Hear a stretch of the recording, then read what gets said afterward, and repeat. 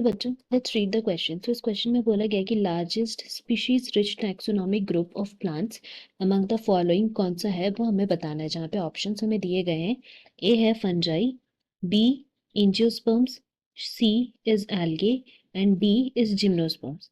सो अगर हम बात करते हैं इस क्वेश्चन की कॉन्सेप्ट की, then that is species richness describing our biodiversity. So सबसे पहले अगर हम लोग डिफाइन करते हैं बायोडाइवर्सिटी को, तो हम लोग बोल सकते हैं biodiversity as the area of variable and variety of species. Now इसी में जो variable and variety of species present रहता है, बहुत सारे स्पीशीज रहते हैं, सो उसी को ही हम लोग स्पीशीज रिचनेस भी बोलते हैं for any particular area. That means किसी पर्टिकुलर एरिया में अगर बहुत सारे स्पीशीज मिलते हैं in that residing in that particular habitat, तो हम लोग उसको स्पीशीज रिच एरिया बोलते हैं।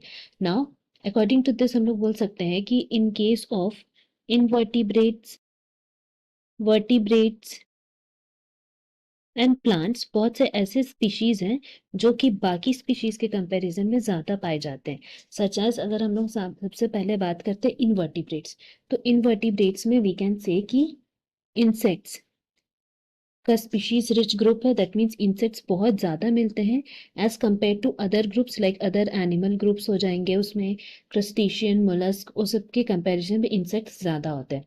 सिमिलरली अगर हम लोग वर्टिब्रेट्स की बात करें तो उसमें फिशेस सबसे ज्यादा होते हैं, उसके बाद हमारे मैमल्स, बर्ड्स, रेप्टाइल, एम्फीबियंस, वो सभी चीजें आते हैं, वो सभी जितने भी स्पीशीज है वो आते हैं।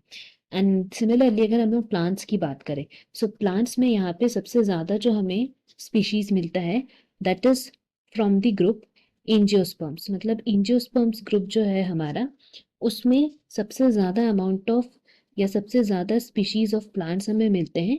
जिसके बाद आता है हमारा fungi, followed by algae, then we have ferns, or we can say mosses, that is gymnosperms, then lichens, ferns, वो सभी चीजें आते हैं। So from here we can say कि सबसे ज्यादा स्पीशीज रिच ग्रुप जो है, largest species rich taxonomic group among them is angiosperms, that is option B हमारा करेक्ट हो जाएगा। Hope you have understood it well. Best of luck. Thank you.